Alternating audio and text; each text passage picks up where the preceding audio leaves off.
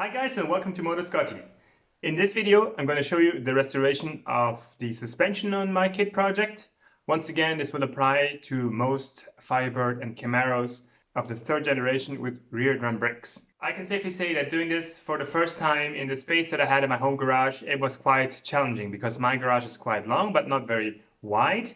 And then also I did this work during the winter, mostly after work, so I had to work with artificial lights, which isn't optimal to work on cars, or also sometimes to film these elements that you want to show. Overall, I consider myself very lucky that I had this home garage, was able to work on the car indoors. Many people don't even have that. So enough of that. Let me show you how all the suspension parts looked like before I took them apart and cleaned them and repainted them or replaced various parts. Let's start with the sway bar endlinks and bushings. As you can imagine, from any 30-ish year old car that at some point was used as a daily driver, the endlinks were quite rusty and the rubbers were dry. The sway bar bushings in the middle also looked quite worn. Removing the middle section was easy, but the bolts on the endlinks were rusted shut in all four corners. In the front, I managed to saw them off and remove the bit left on the control arms once I had those taken off the car. I was gonna install brand new endlinks hardware anyway, hence I didn't have to be gentle with disassembling them. In the back, I was able to unbolt the entire sway bar assembly, including the plate on both sides that bolt onto the body. Luckily enough, all the nuts and bolts I was gonna clean up and reuse came off fairly easily and only had surface rust. Let's put these aside for a minute. Now let's move on to the actual suspension. Let's start with the front suspension. Let me get this out of the way. On the face of it, there's nothing very complicated about this suspension setup on this car. But the front suspension is the part of the entire restoration project that was probably the most challenging for me. Let me show you why. So the wheels I had removed before. Then I removed the brake hoses, the brake calipers, and I also unhooked the tie rods from the spindle. The best method to do that is to use a pickle fork. At that time I didn't own one yet, so I simply loosened up the castle nut to the top of the bolt and gently hammered it out. Not the best method, but it worked. Now, before I go any further, you need to know this. The front springs are constantly under a lot of pressure. If you just unbolt the upper strut nuts and lower the control arm to the ground, the front springs might pop out into your face or really create serious injuries to yourself or even just damage the car. So be very careful when you work on suspension and springs. If you don't feel comfortable doing it yourself, get help. Now, the best option that I would recommend is to get a kind of fork style spring compressor where you slide the bolt into the middle of the spring and have two hooks that grab onto the top of the spring and like a fork that holds the bottom of the spring, and then you can just tighten that and compress the spring and get it out. Well, I didn't have a spring compressor to take it apart and didn't bother until I had to put them back in. Instead, what I did was to tie the springs tightly to the lower control arm with a tensioning strap, put a jack under the lower control arm, then unbolted the upper strut nut and slowly lowered the control arm. Once it was down, I used the pry bar to lift the spring out of the control arms.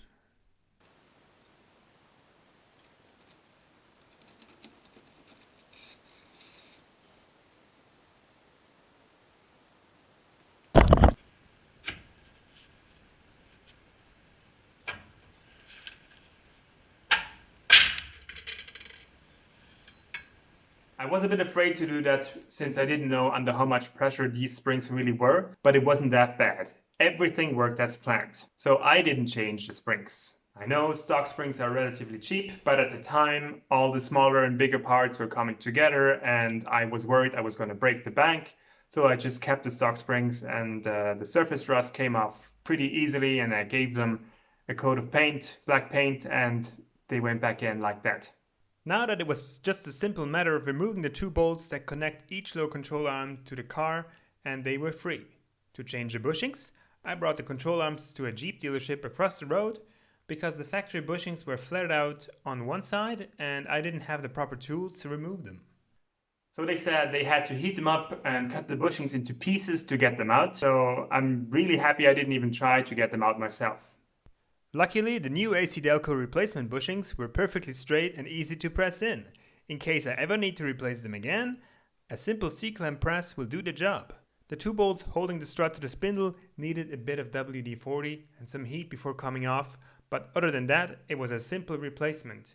you can see how the old struts really didn't have any pressure left. Okay, so here's an interesting thing to learn is with those shock absorbers, those struts actually compressed now, and the piston is held in with this clip.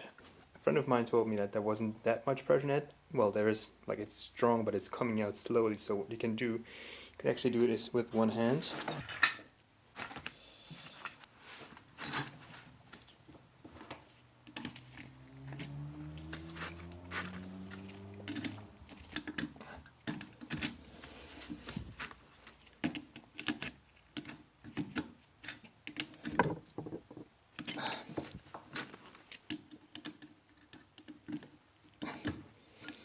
Then release it. So it's coming out gradually, like so. Take the clamp off, throw this away, and put this dust cover back on.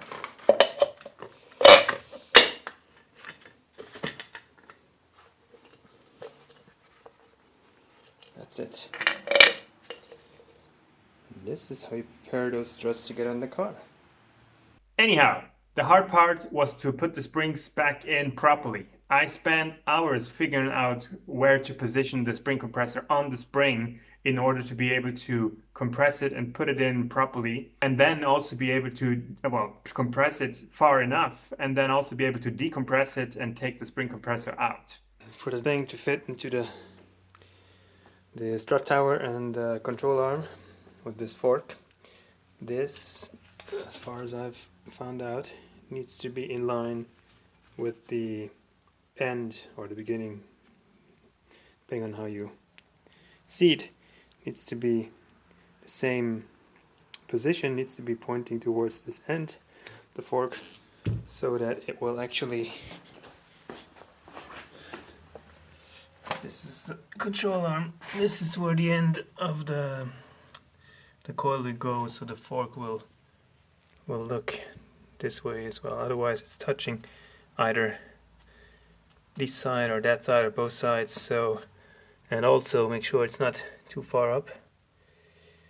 So obviously I've scratched the control arm a couple of times and this, but once it's installed I can still clean it and give it a couple of coats of paint. I even had to actually cut the spring compressor bolt to a certain extent in order to be able to compress it properly far enough to put it back in. Basically, you're good to put everything back together now. So first of all, as I mentioned earlier and showed earlier, I shortened the bolt of the compressor so I can tighten this more than I had before, due to the fact that I put this fork on this coil instead of before in here, meaning that when I put everything back together, this will squeeze and there won't be enough space for the fork to be, well, free to be pulled out. So anyways, because the end of the coil has to cover this first hole, that's it just about covers right now. This is the second one, you might see now, obviously it's covered now. I couldn't put it in and turn it clockwise onto this hole. I had to go, because the fork, the end of the fork is actually touching the K-member, so I had to pop it in, well, twist it counterclockwise, put this end of the coil onto the inner end of the control arm and turn it all the way counterclockwise until the beginning of the coil spring is just about covering the hole on the left. You don't necessarily have to change the ball joints. I mean, the ball joints and all the steering linkages, they all have grease fittings, so you can just press a little bit of grease in there and then you're good to go. And if it wasn't for me ripping the rubber boot of the left ball joints, I would have just called it a day. But I accidentally did rip it. The problem with the factory ball joint is that the rubber boot is pressed through the control arm from the bottom. If you damage it, the entire ball joint needs to come out. The new ACDelco ball joints have rubber boots that are simply put on the ball joint once that's in the control arm, which gives you the possibility to replace it without having to press the entire ball joint out. Anyway, it was only good measure to do that, so I took care of it when the car came back from the paint shop. Armed with a small pickle fork, it was easy to remove the spindle. I put 2 jacks under the control arm to hold it in place before I removed the upper strut nut. Now it was just a matter of letting it down gently again and lifting the whole assembly out. Since my first attempts were absolutely useless, I wasn't sure whether I just had to apply more force or whether I was doing something wrong altogether. And here comes the tricky part. I did a little bit of research online on 3rd gen forums, and then I found the reason. Well, in general, with the ball joint press, the surfaces where you apply pressure on need to be perfectly parallel, like from the top where you put one cylinder on and from the other one where you put the bolt on where it presses the ball joint out. They need to be perfectly parallel so that the force that is applied will actually push straight through into the receiving end. If you just set them up on the lower control arm of these 3rd gens, they won't actually be parallel to another, and so you can't properly apply the force. So that won't work to press the ball joint out, and it also won't work if you want to press a new one in because it will be pressed in kind of sideways. So what can you do? All I did is actually just take a small piece of metal and then slide it under one of the cylinders, so both cylinders would actually then be parallel one to each other, and then I was able to press the ball joint out, and on the way when I put the new ball joint in, I did the opposite and I put the metal piece on the other side so I could press it in then. Even with that, I have to say that I really had to apply a lot of force. At some point I wasn't sure whether I was actually still doing it right because I was afraid to break the control arm or the ball joint or anything in between. But it worked. It takes a little time for it to go. It goes in a bit and then it kind of stalls, and then you apply more force and then it pops in properly. I used 2 wrenches that I hooked together and then put a longer tube on it to lengthen the lever. It was a lot of effort for both ways. I even slightly bent one of the wrenches putting it back in. But it worked. Once the ball joint is in, install the rubber boot on top. On these ACDelco units, there is a marking that needs to face towards the car.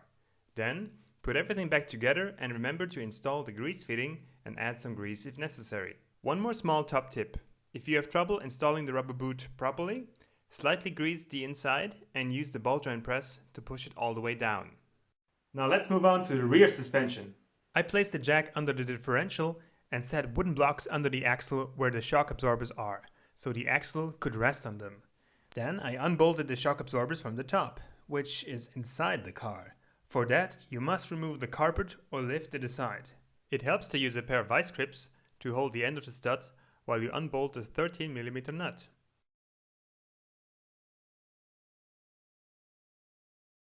Then I detached the center brake hose and unclipped the handbrake cable from the axle before I lowered the axle.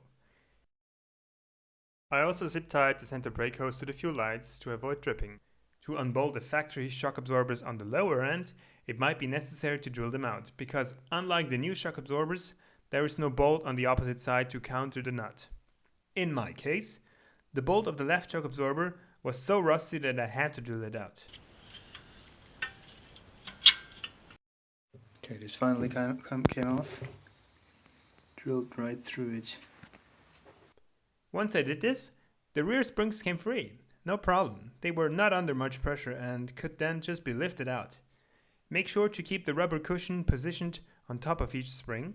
It's up to you whether you want to replace the springs and the rubbers too. I just replaced the shocks, but cleaned and repainted the springs. Well, obviously for the front control arms I replaced the bushings, and then for the front and rear sway bars I replaced the endlinks and also the rubber pieces that hold the front sway bar to the body of the car and the rear sway bar to the rear axle. But before I did that, I cleaned every single part that I took off and I was going to keep with a wire wheel. I degreased them and gave them a couple of coats of black or gold hammerite paint.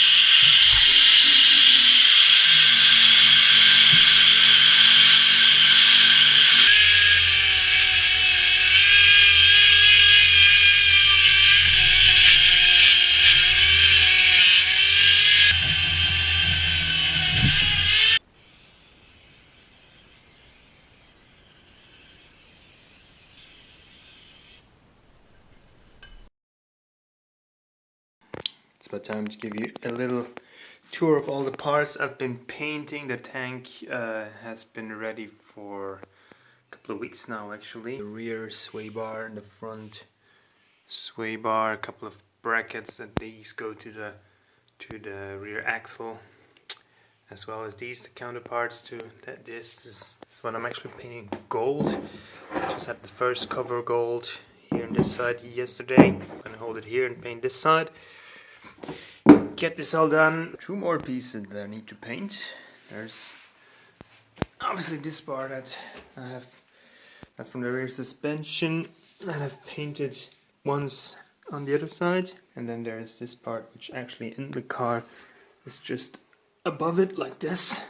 Plate that is just above all of this, like right behind it, that is covering the fuel tank. Powder coating would have been the deluxe versions for the axles, but sadly that was not within budget, so I painted them myself with Hammerite. That has proven to be an excellent choice. I've used that product before on cars and motorcycles, and it's held up really well. Now, painting some parts gold that you can't even see from the outside might seem a little bit silly, but some people might say the whole project is a bit silly. The reason why I did that is because for me it's a small Easter egg to the origins of the show. First of all, to the Foundation for Law and Government. When you look at their truck, they have a truck with gold stripes and a gold chess figure on the side of the truck. So that was a link towards that. And then also to the fact that KITT is actually based on an 82 Trans Am, and back then you could have them in black and gold. And I believe also that Michael Long, so Michael Knight before he became Michael Knight, when he was still Michael Long, he had an 82 Trans Am. As far as I can see, it was also a black and gold Trans Am because they were quite popular back then. So I wanted to give these little gold touches that you can only see from the side if you look between the wheel and the wheel arches, or also underneath the car, and also the brake calipers, as you will see in a later video. The next two videos will be about the steering and the braking system. Click on the links in the top right corner or in the description box. If they're not available yet, they will be in a couple of weeks. Thank you very much for your patience, and most of all, thank you very much for watching.